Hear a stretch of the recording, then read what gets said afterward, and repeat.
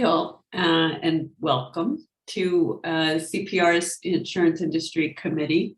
I'm Ellen Parker and am really excited for today's program, so welcome. And I'd like to kick this off with an introduction to one of our co-chairs, Jeff Bowen, who I believe will introduce the program. So it's nice to see everybody. Hello everyone, welcome, and thank you for coming today. We are looking forward to both our discussion with you and our presentation from our panelists. I just wanted to take a few minutes to introduce the committee itself and to encourage any of you who are interested in these issues to participate in the committee. We are looking to expand our membership.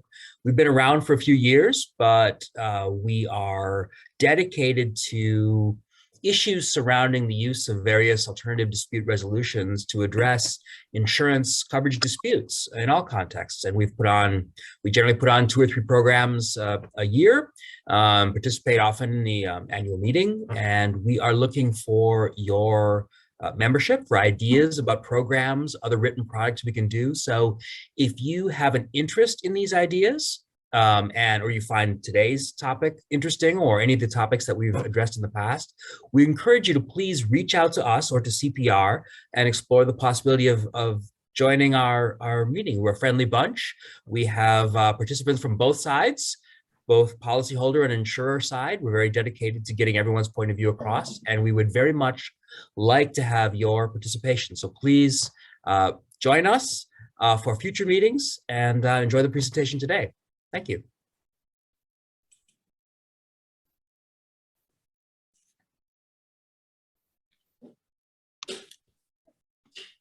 Okay.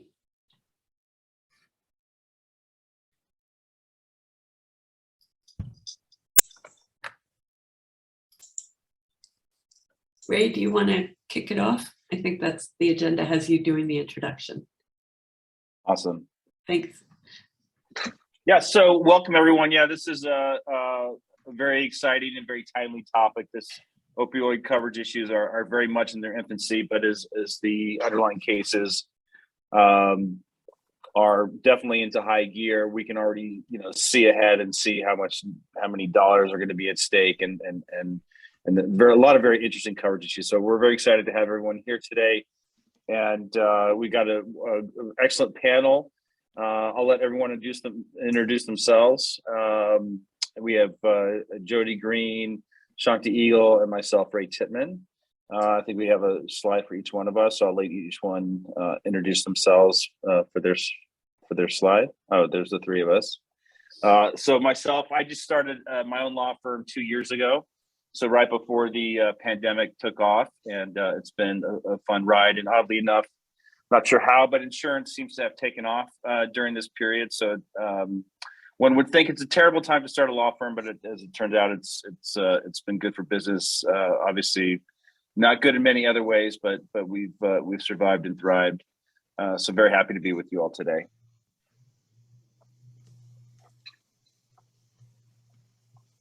Good morning, everybody. My name is Jodie Green. I have been working in the field of insurance and for many years. Interestingly, my background comes from 10 years on the insurer side. So like Ray, I represented insurance companies for many years. In fact, have done many presentations on opioid-related issues from that angle. But during the pandemic last year, I switched over to representing policyholders, and I'm now special counsel at Miller Nash, law firm based in the Pacific Northwest with a small office in California. I'm also licensed in Illinois, but I've been evaluating opioid-related coverage issues nationwide as they come, and as we'll talk about today. So I am very much looking forward to this presentation today. So thank you for having me.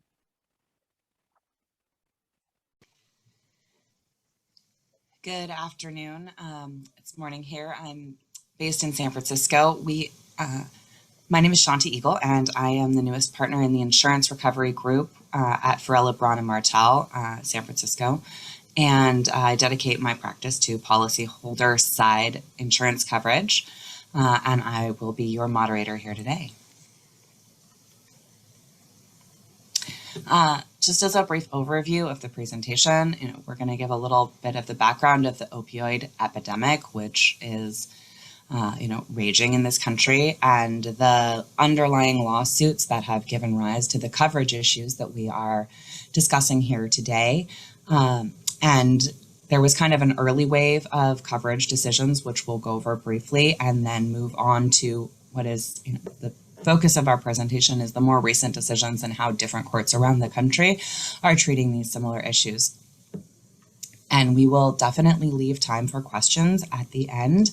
However, if you have a question during the presentation, please feel free to put it in the chat. I will be monitoring that, and I will try to work in questions as they come up to the extent possible. And if not, then we will go over the questions that have been raised in the chat at the end. So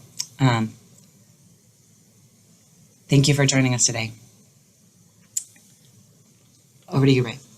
Yeah, so just to sort of frame this a little bit, I mean, this is obviously a very sad story, and I know that many of us, have probably had some experience or exposure to drug addiction, drug overdoses, and especially in the opioid context. You can see that this is really something that took off in a very dramatic way over the last 20 years. Just looking, I'm looking at the CDC website right now, and you can. You could just be shocked by the increase, especially during the COVID lockdown era. For the 12-month period ending April 21, there was a 30% increase in drug overdoses, most of which is a result of opioid overdoses. So they estimate over 100,000 people died in the last year from drug overdoses in the United States. Again, primarily from opioids and primarily fentanyl. So it's a very sad story. It's a very costly story. There's a lot of, it touches so many, different angles of society. We'll get into some of the specific lawsuits later, but just from a societal cost standpoint and what the municipalities, cities, and states are having to spend to combat it. I mean, it comes in in medical care, in police to police the black market. There's just so many angles to it, and cost from a human standpoint and a cost standpoint. So I think it's really a situation that's going to continue to plague us. And one of the things that really strikes me about the opioid epidemic is how it touches very, very innocent lives. I think a very common story is somebody who, suffered, for example, a sports injury. So you could take an athlete who, at the top of their game, the most disciplined group of people you can imagine. And, they suffer an injury, they get prescribed 30 days of painkillers. And by the end of the 30 days, they're addicted. And there's very little they can do at that point. So really it's sort of an epidemic that's touched, all segments of society.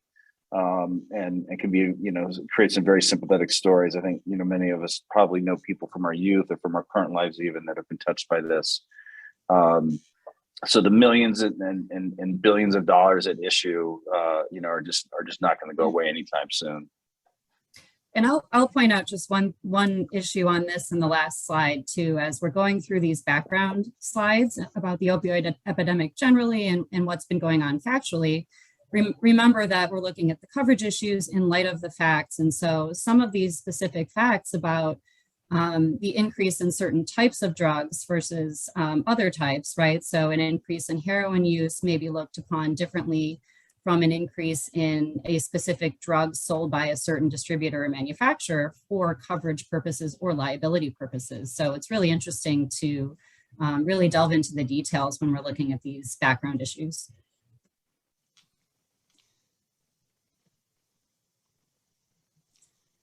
And I guess I'm taking it from here. So to just kind of lay the table in terms of where we are. I started talking about opioid cases way back before the West Virginia case settled, and that was in 2014. And that's really sort of what started this whole thing. Was the first big settlement was with West Virginia. And that was several different parties settled for different sums, but numbers like $10, $20 million back then, that really meant something. Now I think we're a bit desensitized to those numbers because the settlements, as you can see on this slide, and this isn't even half of them probably, every single day we get news that there's a new settlement. In fact, there was one, I think, reported just yesterday that Alabama had reached the Alabama Attorney General had reached a settlement for $276 million for just their state. And then comparatively, we're looking at the global, what we're calling a global settlement between the big three distributors and various plaintiffs across the states for $26 billion. I've made the mistake of saying million, but it's actually billion. So really the numbers are adding up quite quickly. And we have even more trials on the horizon, if we can move to the next slide. So here's just a handful of some of the additional cases that are still pending. We have cases pending in federal court. So for those of you who know or don't know, the majority of opioid-related cases have been assigned to one judge in the Northern District of Ohio, and that's Judge Aaron Polster. There are something like 3,000 or more lawsuits all consolidated in front of that judge, and certain cases were picked to become bellwether cases, and that term refers to a case that's used as a test case to essentially allow the parties to, hopefully have a better idea of how to move forward with settlement and get cases resolved going forward. So certain test cases had been, picked and the federal MDL to move forward, and we have a couple right here in California, Oklahoma, the Cherokee Nation, and then a number of different states have cases on the horizon coming up in 2022 and early 2023. So every day, we can expect to see new news on what's happening with the opioid litigation. It's very difficult to keep up with all of it, but we'll do the best that we can. Let's flip to the next slide. And so maybe to step back a little bit and discuss what we're looking at in terms of what are the cases, what are we talking about when we talk about opioid litigation? Because there's a number of different types of plaintiffs and a number of different types of defendants. And those specific issues, just like I said before, with respect to the facts of the types of drugs we're looking at, are going to play into how courts look at the coverage issues.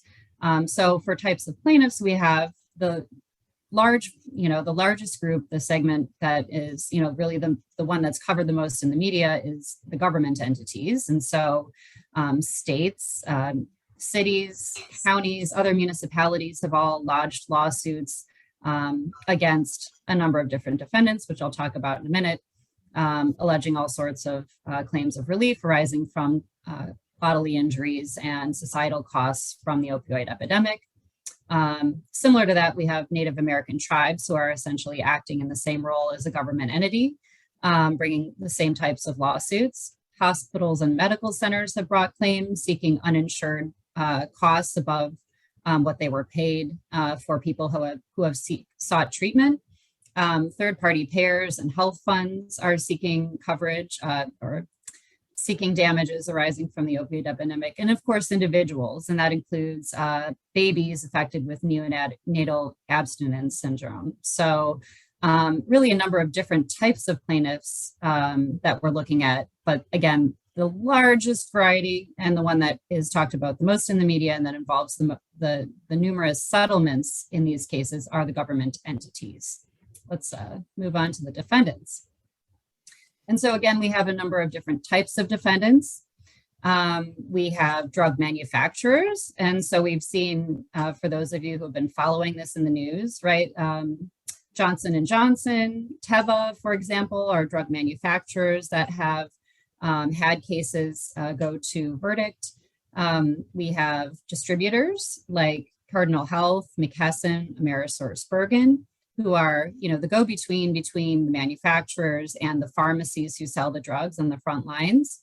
And then we have pharmacies like your CVS, Walgreens, Walmart, et cetera. Pharmacy benefit managers who choose which drugs to include on a formulary.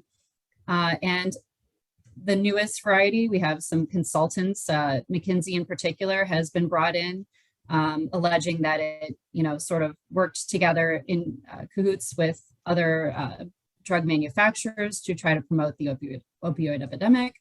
And then the smallest variety is individual physicians and sales reps. Again, plaintiffs in these cases are looking for deep pockets, so it's unsurprising that individuals are not really the biggest source of damages. And what type of conduct is alleged? Well, as you can expect, we've seen the kitchen sink thrown at every defendant. Many of the complaints that we have looked at are, hundreds of pages long and include many, many allegations going back many years, talking about in the early 90s, how the opioid epidemic began with OxyContin being marketed as, safe and effective and non-addictive, which led to really where we are now. So there are claims against manufacturers for things like false marketing, again, to that end, right? Stating that opioid drugs are not addictive, and so on. Distributors for failure to prevent diversion. So the Controlled Substances Act, the Federal Controlled Substances Act, has certain requirements, and the parties have disagreed on the extent to which distributors are liable for failing to prevent diversion. That's an issue in the liability cases, but that is the allegation against the distributors, that they had an obligation to prevent diversion of drugs, as the go-between. They should have seen certain red flags that suggested that pharmacies were ordering, far in excess of their legitimate need of certain types of drugs. And then the same goes true with pharmacies. The allegations against pharmacies are that they should have caught excess prescriptions, right? They should have been on notice based on certain red flags of diversion that excess opioid drugs were being sold. Let's move to the next slide. And so hand in hand with that, we have the types of claims that have been alleged. The big one that really has driven numerous settlements is public nuisance, but many other claims, as you can see on this slide, have been alleged. This is really the kitchen sink of causes of action that are typically alleged in these sorts of complaints. We've seen that as the cases move toward trial, many of the, more nominal causes of action have been dropped, while the plaintiffs are really focusing on public nuisance, and that is in large part because public nuisance requires a slightly different burden of proof rather than a traditional proximate cause action, analysis. And it allows the plaintiffs to seek forward-looking relief and abatement instead of simply costs arising from past harm and past damages. And so in many cases, alleging a public nuisance claim can really increase the potential recovery. And we've seen that that's true with these enormous settlements, looking at things like $26 billion. That number comes from expert extrapolating into the future about what certain costs might be incurred. Next slide. And I think I'll flip it back to Ray or Shanti to talk. Yeah, no, I think this is mine. So it's going to trigger a lot of different policies, and one of the issues I find very interesting, at least, is how some of these policies might interact with each other in responding to these claims. So, obviously the kind of your base level policy, and the one probably most subject to the coverage litigation right now, is just the general liability policies, which is a kind of a starting point. The coverage A covers damage because of bodily injury or property damage. Obviously, there's an interesting question, which we'll get into, as to how, especially when you have a municipality suing for their increased costs, how, whether that's, quote, because of bodily injury. But then on the side, you have a lot of other policies, which I always think of policies interacting like Tetris blocks. So they're, not meant to overlap. They're meant to exactly, cover the gap. And so every claim, will either fall into one policy or the other, but not both, and not neither. That's, I think, usually the intent, the way most policies are written. So just as the general liability policy covers damage because of bodily injury, your typical D&O, E&O, media, and cyber policies all have exclusions for damages because of bodily injury. So that battle over, covering, is this a bodily injury claim or is this not a bodily injury claim? Interestingly, I anticipate will pit some of these carriers against each other, depending on which insurance companies have a greater exposure on one side or the other. So, and you can imagine, just based on the types of claims mentioned, false advertising easily could fall into a media policy, for example, or a D&O and E&O. So certainly they're going to be triggered, and we'll get into some of the reasons why most of the litigation has been on the CGL side. So just to kind of illustrate and frame the conversation, you can see the exemplar CGL policy language and how it covers damages by reason of liability imposed by law because of bodily injury. So that's kind of the key phrases, damages because of bodily injury, and whether or not a municipality claim relating to addiction is a quote damages because of bodily injury. And it's very interesting to see how different courts have come out on different sides of that. Can I chime in on briefly on this issue, just to point out too that, as some of us know, right, there are differing triggers or language in the insuring agreements depending upon the policy. So some may say because of, and the prepositions really matter. Some of the case law, if you read it, is ridiculous. The extent to which one word might make a difference, and that's why our job as coverage lawyers is so interesting. But because of versus for versus in some Bermuda form policies, you'll see the arising out of language. And so there are legal questions that come up depending upon what sort of trigger you have in your insuring agreement. I feel like as coverage lawyers, we have to be like part philosopher and part linguist. And a big part nerd, I think, right? That's true too. And then the other interesting question is whether addiction even constitutes a bodily injury. I mean, just the mere fact, obviously if someone has an overdose, I don't think anyone would argue that's not an injury. But if you're merely addicted to opioids, right? Because if you think about, for example, municipalities spending extra money on police to police a black market that's caused by people being addicted to opioids. Is that a damage because of bodily injury? Is addiction even a bodily injury? Is that considered a sickness disease?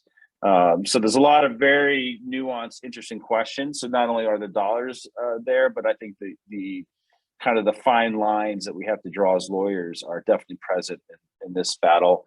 And then finally, occurrence. You'll see a lot of the cases come down to whether or not the kind of the epidemic, we'll call it, of opioid addiction constitutes an occurrence. Normally we think of an occurrence as some sort of unexpected happening, like you get in a car accident, that's clearly an occurrence. In this case, the manufacturers of these drugs essentially did exactly what they wanted to do. They wanted to sell a product, and they were just really good at selling their product and getting the whole world to want to buy their product. And so you'll see different courts go different directions in terms of whether that could ever constitute an occurrence, given that they more or less accomplished exactly what they wanted to accomplish, which is a bit of a spin as well, but that's okay. And then and then we get into I think this is mine too, right? So this is shows the other side of the equation. So this I think are the policies that will then exclude bodily injury, and you can see that it uses the language arising out of.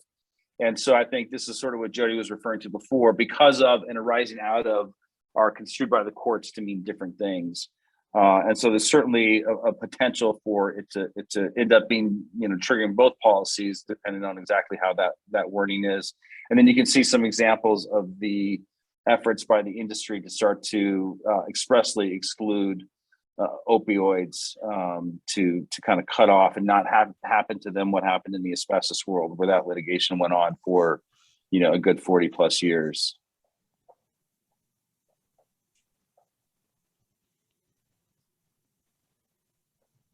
Is this one me? I think it's you, yeah. I guess I'll take it. All right. So,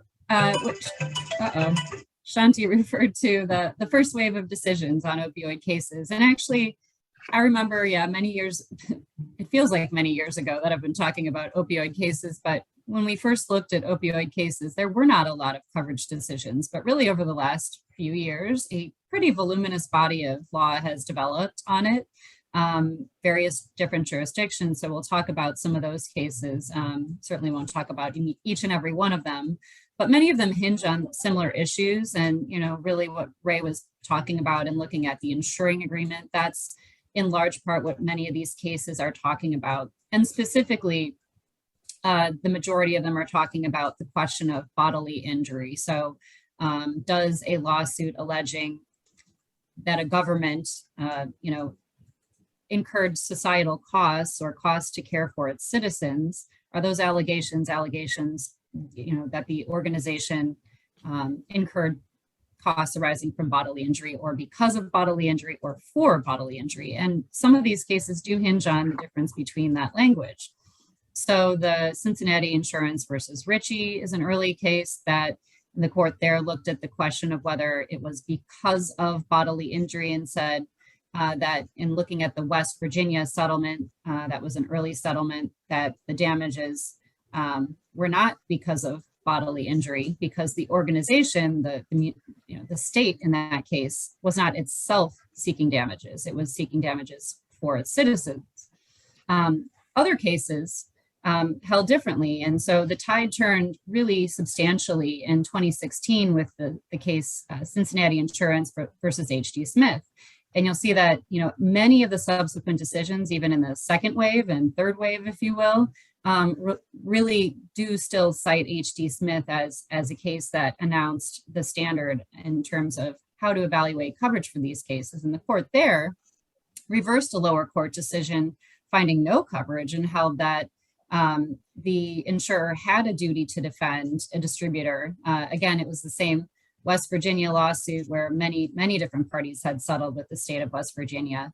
And the court there looked at it and said, well, the policy language says it covers damages because of bodily injury, but also damages incurred by any person or organization for care, loss of services arising from the bodily injury. And the court said, if a mother was seeking to recover damages arising from harm to her son, that would be recoverable. So why is it any different that the state of West Virginia is now seeking damages to recover for harm to its citizens?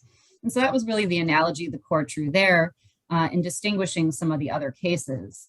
The court also said that the language using the preposition for in the insuring agreement broadened coverage compared to the use of because of. And so, we'll see that many of the other cases really, some of them discuss this distinction between because of and for, and whether or not the policy has the language mentioned there about care or loss of services incurred by an organization. So coverage will hinge on really distinct nuances, such as those things. Let's move to the next. Jodie, we have one question from the audience. I don't know if now's a good time to touch on it. Is just what is the occurrence that they're looking at here, or is there a difference in whether they're viewing the occurrence as the injury causing act or an act of the business or the purchase of the drug?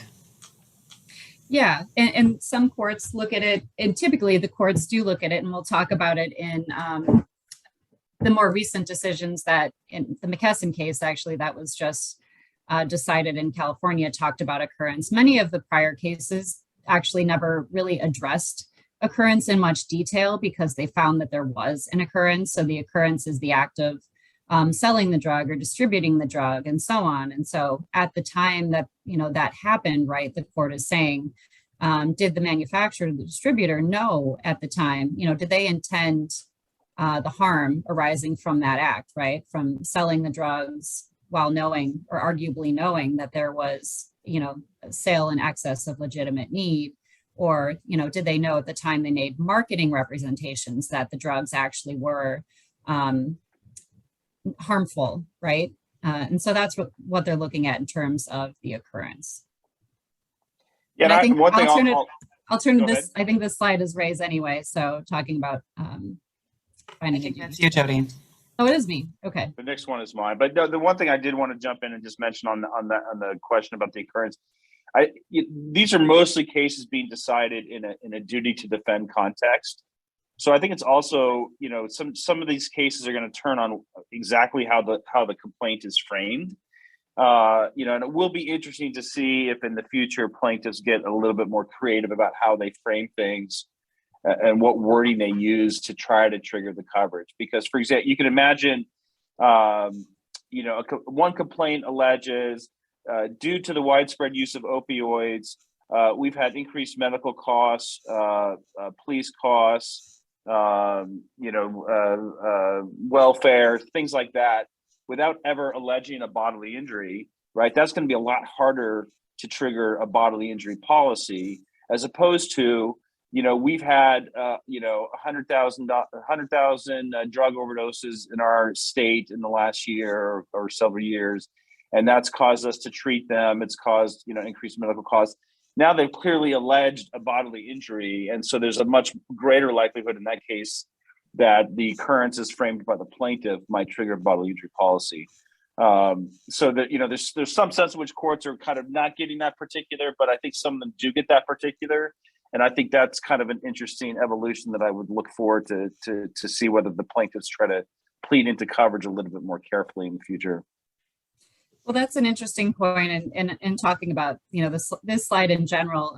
Again, many of these cases, the cases finding a duty to defend, actually, probably all of them, relied on the H.D. Smith court's reasoning in finding that the trigger was met, and in large part because almost every opioid lawsuit, at least in the municipal context, starts with the same allegations. They very much mirror each other. They are, you look at them and you could say many of them look like they're a cut and paste job. It's, the same law firm bringing thousands of lawsuits, or the same, cohort of plaintiffs' law firms that are doing these cases. And they all start at the beginning with, in the beginning, there was OxyContin and there were misrepresentations about this drug, and it was the billion-dollar drug. And, sales reps went out and slung this thing all over the place and got people addicted, telling people that it was harmless, right? And here we are now, we have 150 people dying a day. But that's really what the complaints go through, all of those background facts, and it's in great detail of going into the harm in the specific municipality and stating, in whatever, in certain years, right, how many people died, how many people were addicted. And they have that research, they have that, there are epidemiologists out there collecting this information, and that will be used in the coverage litigation going forward. But for purposes of a duty to defend, right, the courts looking at this issue said that where complaints include all of those allegations of people dying and harm getting caused and damages being sought because of that harm and bodily injury to citizens, regardless of other allegations that might say they're seeking other types of relief, including things like increased court costs or, other social costs or other administrative costs, that's irrelevant for purposes of the duty to defend, which is read broadly by all courts, right? Courts look at it liberally and liberally construe the allegations in favor of the policyholder in finding a duty to defend. Now, the real tricky issue will come down to when we're looking at a duty to indemnify, and that's, I think, where Ray's point really rings true, and that is when we're looking at a duty to indemnify with, how much scrutiny are courts going to give the actual settlements if we're looking at a settlement, right? What did the parties agree, to put in their settlement agreement? What types of buckets of costs are the parties going to be allocating? How much is going to go to treatment? How much is going to go to something else, right? And so I think the same is true with verdicts, as, causes of action get, knocked off of cases and cases move forward to trial. For indemnity purposes, we're going to be really having to take a much closer look at what is happening and what, allegations and facts are proven in the cases moving forward. I just want to point out that if we don't address all of these, cases in detail, we will be providing the slides after the presentation so that you can have these, these citations. And again, these are just a handful of the cases because there are lots of them. Yeah, I'm not going to discuss these cases separately because they all essentially mirror one another. I think the big, somewhat important point is on the first one, acuity. That one is still pending ruling by the Ohio Supreme Court, and so that'll be really interesting to see. It would be the second high court that has looked at an opioid case. In the next slide, we'll talk about Rite Aid, which the Delaware Supreme Court issued an opinion on very recently as well. So I think, what's interesting is many of these cases are all, district courts deciding state law issues. And so, curious to know whether the, state highest courts will look at the issues in a different lens or not. So over to you, Ray, to discuss Yep. the cases going the other way. Yeah, so I mean, some of my colleagues on the panel may beg to differ, but my take is that I think the trend is going in the carrier's favor. I think that Delaware Supreme Court, the Rite Aid case, that's the third bullet point, I think is fairly landmark of a decision. Mckesson, I think, as well, on top of the activist case in California. But let me just talk very briefly about these four cases in order. So first, the Giant Eagle case is quite interesting, at least to me, because, well, for two reasons. One, because I don't know that I've ever quite seen a court reverse itself on reconsideration so dramatically as this. I mean, usually we tell our clients never to file a motion for reconsideration because you're just going to irritate the judge. But in this case, it was quite successful. The court, fully reconsidered and reversed its own decision and found that the policyholders' payment of defense costs did not serve to erode the self-insured retention or the primary policy's limit, and therefore the excess policies were not triggered. What Giant Eagle had was a fronting policy at the primary level. So even though there was a quote primary policy, the deductible was equal to the total amount of the policy. And so the debate was whether Giant Eagle's payment of its own defense costs, which I think exceeded $5 or $6 million, could erode and exhaust that primary $1 million policy. But the reason why I find that interesting is because and this goes back to what I was talking about on the Tetris blocks and the way different policies interact. Many policies especially on the E&O, D&O, media, cyber side, all have somewhat high self-insured retentions. And most of those policies are very explicit about how you exhaust a self-insured retention. It has to be, payment by the insured, oftentimes has to be payment of indemnity.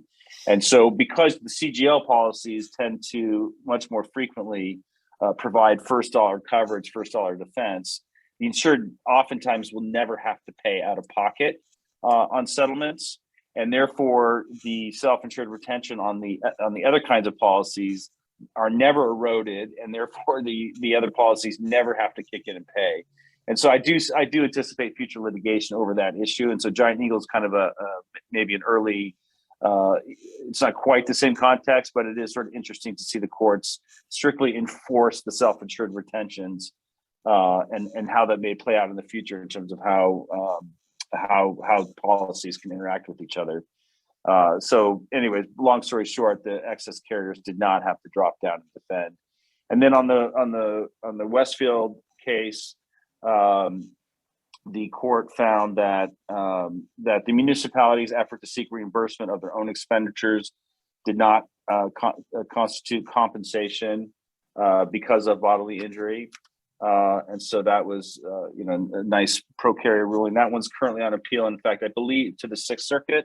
I think the appellate briefs have just been filed in the last couple of months. I think the opposition and the amicus briefs were filed. So that's almost fully briefed and will be decided presumably by the Sixth Circuit in the next couple of months, although they may in fact wait for the Ohio Supreme Court to rule in acuity. I mean, that one, I'll sort of jump into this Rite Aid case because I think that's so important. That's the Delaware Supreme Court case. As Jodie said, that's the first state Supreme Court decision on opioid coverage. These are state issues, so you definitely would expect to see the federal courts deferring to the state courts. And so that's, I do think Rite Aid is really probably the most significant leading opioid coverage case to date. But that one is probably on a very similar timeline as the Ohio Supreme Court. They both heard oral arguments in September. So now that we have the Rite Aid decision, I would expect the Ohio State Supreme Court to issue its decision, in the near future. So I'm not an expert in Ohio Supreme Court timelines, but just assuming that that if they're on a similar timeline as Delaware, we'd expect that decision, I think, quite soon. And so the Delaware Supreme Court also found that the municipalities' efforts to seek their own reimbursed costs are not, quote, because of, and in that case, the policies did use the language because of bodily injury. And so I think that kind of opens up a door to a trend, and we'll see. I think if the Ohio State Supreme Court follows that, I think that's going to be a pretty compelling trend that will be hard for other courts to reverse. And then finally, the AIU Mckesson case, that's the one that just, 3 weeks now since that came out. And that's a quite interesting decision. First, because the court, while finding no duty to defend on the occurrence issue, actually went the other way on the because of bodily injury and said that it was because of bodily injury. And so I think that could be at least a persuasive decision to some of these other courts. And it's funny too, because it was a judge that had literally been confirmed and received her commission to the court a week before issuing this decision. I think she received her commission on March 30th and issued this decision on April 5th, which I assume means she was hearing it as a magistrate judge in the beginning and then was elevated and was able to issue the decision as a district court judge. But it's a very well-reasoned decision. And, look, I think the arguments on whether that's because of bodily injury, reasonable minds can differ on that. And so it's interesting to see that reasonable minds do differ, but that at the same time, what's that? Yeah. No, I just said, yeah. And I'll tell you a little bit about what reasonable minds differ about in a minute. Awesome. I got to get my word in. I know we're running short on time. Yeah, no, I'll just very quickly finish the comment on Mckesson, then I'll let you respond. But in addition to finding that they were, quote, because of bodily injury, the court in Mckesson found that it was no occurrence. I think that's very significant, especially in California. The activist decision was on a prior page, finding that, look, these manufacturers and distributors successfully did exactly what they set out to do, which was sell product. And therefore, how can that be an occurrence? Activist was, I think, maybe in some question because it was appealed to the state California Supreme Court, and that appeal was deferred pending Ledesma. Ledesma comes out and says, if there's, even an intentional act, if there's some fault, future unexpected thing that happens down the line, you could still have a quote unquote occurrence, even if the act itself was intentional. And so I think Ledesma maybe led people to question whether activist was still good law or not. And so I think this Mckesson decision is quite important for finding that, at least in the opioid context, no, activist is still good law, and there is no future unexpected occurrence, given that they essentially did what they set out to do, at least as framed by the complaints. So Jodie, I know you might disagree with some of my comments or predictions. No, I think your comments are a good recitation of what the court's found. I think that there are some interesting nuances to the reasoning behind these decisions that might play into their precedential value or lack thereof for other cases. Mm-hmm. One of the things, interestingly, about the Rite Aid case is that, and it is a fairly lengthy decision. That case, the court, really hinged in part on, so the court was evaluating coverage for one lawsuit. Many lawsuits have been brought against Rite Aid, but the court was looking at the Track 1, what they called the Track 1 West Virginia lawsuit, specifically those allegations. And in that complaint, the plaintiffs had included language disclaiming relief in that they were not seeking damages because of bodily harm. And that was intended in part by the plaintiffs to avoid application of the product liability bar. But in the reasoning in the court's decision, it looked at that language and it said, well, they actually said they're not even seeking this relief. So how can this be damages because of bodily injury? Now, there remains an open question, and there was supplemental briefing filed in this case about the extent to which, even in that case, the court, whether the court should use that reasoning and apply it to the many other lawsuits pending against Rite Aid in light of their differing allegations. I think it's also questionable because the disclaimer of harm arising from bodily injury was in reference to, just certain causes of action and not all of them. And so, from a legal standpoint, right, I question whether it makes sense to apply that across the board as, an effective disclaimer of any sort of, bodily injury related damages. But from a factual standpoint, I think that's particularly interesting. And so it will come down to when, courts were looking at the complaints, right? Do they have that sort of disclaimer language in it? What causes of action does that disclaimer language apply to? So that was one unique issue about Rite Aid. I think the Mckesson case is also particularly interesting because, it does arise under California law, which for those of us practicing here, we know it is a little bit different. And certainly the court's decision in Liberty Surplus versus Ledesma, which was, 4 or 5 years ago, where the court effectively, reaffirmed that California's standard for occurrence is not quite as stringent as other states in that, if a party intends the act that causes harm, it, is not an occurrence. Most states hold that the party has to expect both the act and the injury, right? So it's a higher standard. And so I would say that Mckesson, while it might have, some application under California law, would not apply broadly to the other states. And Giant Eagle is a good example of that. And I think Rite Aid as well. In both cases, the courts found that there was an occurrence. And in many of the other cases finding no duty to defend, the courts found an occurrence, but the issue really hinged on the question of bodily injury. And so it will really depend on the jurisdiction, the state law that you're looking at. These cases can't be applied across the board to every jurisdiction. And so we might actually see some interesting fights, some jurisdictional battles. And we've already seen this a little bit where there was a dispute between AmerisourceBergen, which had filed its original lawsuit in West Virginia, and a number of carriers then countersued regarding different opioid lawsuits in California, seeking to proceed there because, to the extent that, California law might be more favorable to carriers. And so there was a dispute there, which was very interesting jurisdictional question. And so, I expect that we'll probably see some fighting amongst parties trying to get the best venue. Definitely. And Jody, do you think on that jurisdictional question? I mean, to me, it looks like California is drawing dead for policyholders on this issue. Are there any other sort of things that jump out at you from a policyholder perspective? Where well, number one, do you agree with me that policyholders would probably want to avoid California now on the opioid coverage at least? But are there any other jurisdictional? Federal versus state, or maybe Delaware is a problematic district now too. Do you have any other thoughts on that?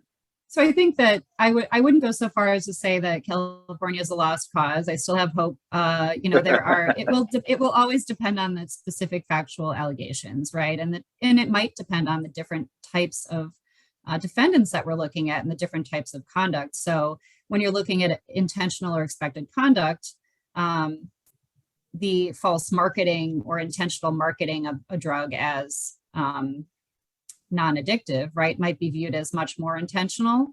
Like, how do you not intend to do that, right? Versus a distributor who maybe was negligent in failing to catch red flags. Same thing with a pharmacy defendant that might have been alleged to have been negligent, that it knew or should have known, right? Or that it should have known that, things were happening that it wasn't catching. And so I think the degree of culpability will depend upon the type of defendant. But as far as, jurisdictions to avoid, I think, right, like Illinois is a great one for policyholders, and insurers are probably avoiding Illinois. Delaware, I think it will really, I don't know that I view that decision as conclusive across the board, just given its kind of limited applicability to the one lawsuit it was looking at. No, I think, really what all these cases teach us is that there's a lot left to play out. Definitely.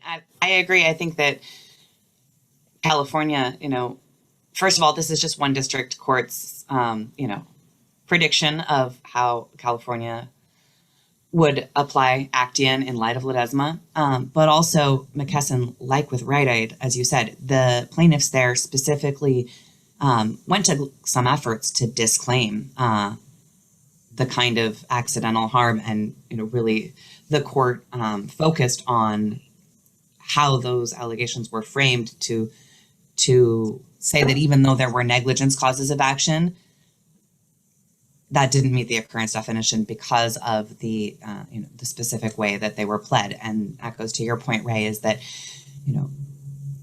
plaintiffs' attorneys may adapt their complaints in light of these rulings.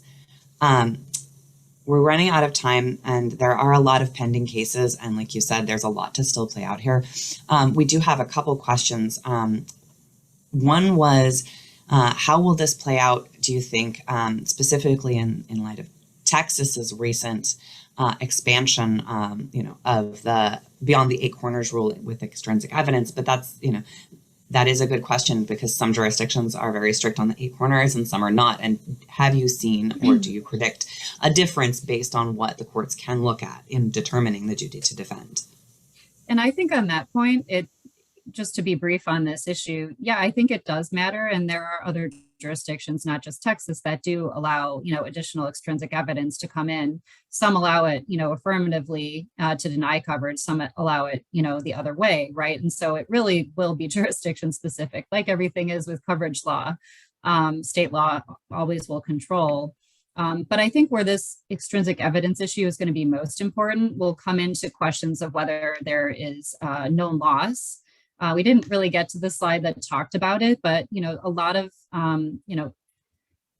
issue hasn't really come up to the forefront in many cases, in large part because it does involve extrinsic evidence, because it does trigger fact specific issues. But questions of exactly what did the parties know, right, will play into whether certain exclusions might apply, whether it's expected or intended exclusions, prior knowledge exclusions, known loss under the common law.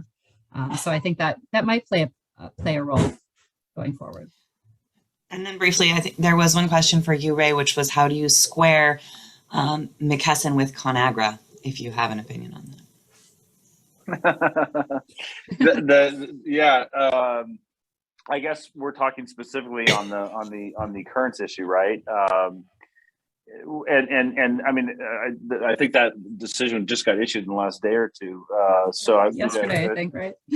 Yeah, right. So I honestly haven't looked at that decision yet very much, but they found, didn't they, in favor of the carrier, saying that there was no occurrence there either. So wouldn't that, to me, that would make them consistent in the sense that in both the intentional acts of selling a product are not occurrences and therefore not covered.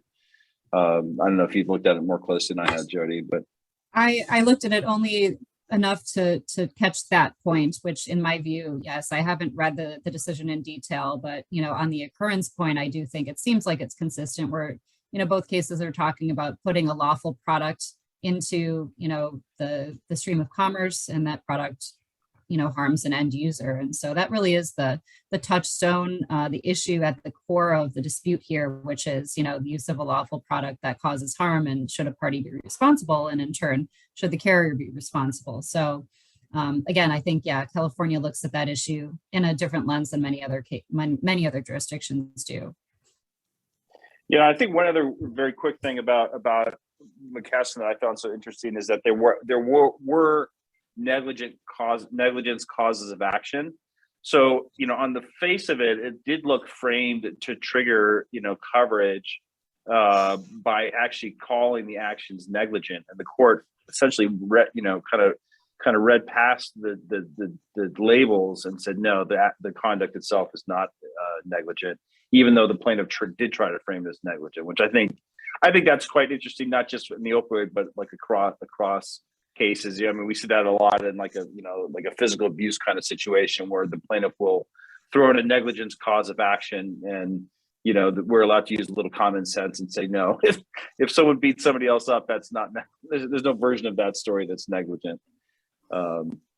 Yeah, I think the court in that case in Mckesson really also hinged on, in the negligence cause of action, there were some allegations by the plaintiff that suggested that they were really focusing on illegal intentional conduct, not so much. I'm not sure how, but again, we really do have to look at exactly the specific allegations that are in each complaint in order to figure out coverage. I think where we run into problems with many of these cases is that parties are trying to just lump them together and say, well, there's 3,000 lawsuits against us, and so here's an exemplar. Let's use this one and just group them all together. I know that's the easy way out, and it's the easy way out for courts too, but I would, strongly encourage the parties to take a different tactic on this, because if it goes, not in a good way for you, then you're stuck with, 3,000 other lawsuits that the court's finding coverage or not finding coverage for. Yeah, and we're getting down to the wire on time, but we've, these are the insurance coverage issues that we have discussed in light of the cases that we've discussed already. And as Jodie mentioned, these are some of the exclusions that may come up that we haven't really seen a lot of yet. But again, all very fact specific. And, there's a lot of other exclusions which may also, come up, and Ray briefly touch on those. And yeah, I mean, the one thing I want to say about the prior acts is, I think Jodie and I had a disagreement at one point over how long this litigation is likely to go. I mean, my argument on Prax is, once it becomes a known problem, which it clearly is a known problem now, you're going to basically cut off, I think, the drag of continuing policies. So whereas the asbestos, I think, trigger policies over decades and decades and decades, I don't think that's going to be as much the case in the opioid context, because I think once it becomes a known act, policy renews. I don't think it's going to continue to trigger policies in perpetuity. And similarly, I'll mention the opioid exclusion that's on this page. I don't think there's sort of a standard opioid exclusion yet, but you are definitely hearing carriers talk about adding manuscript opioid exclusions. And I think that's the other big reason you'll not see this litigation drag on for decades the way it did for asbestos.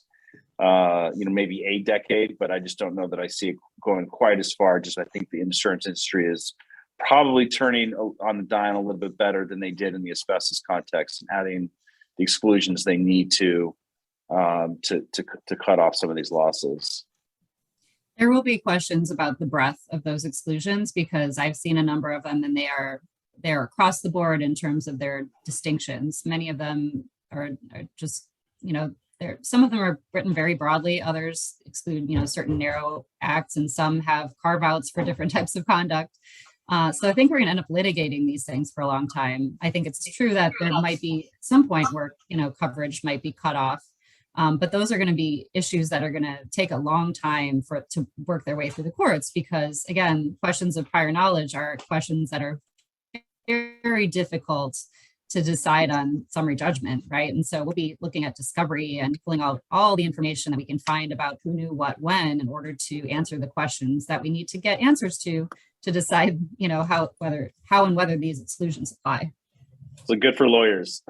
Yeah. It's our own cottage industry of insurance coverage. Right. Well, thank you so much, everyone, for joining us. Are there any other questions briefly before we turn this back over to CPR?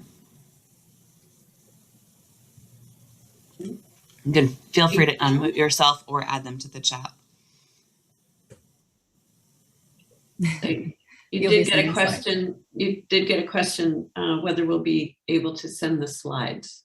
Yes, we will definitely circulate the slides. Great. Okay. Anybody else before I close out?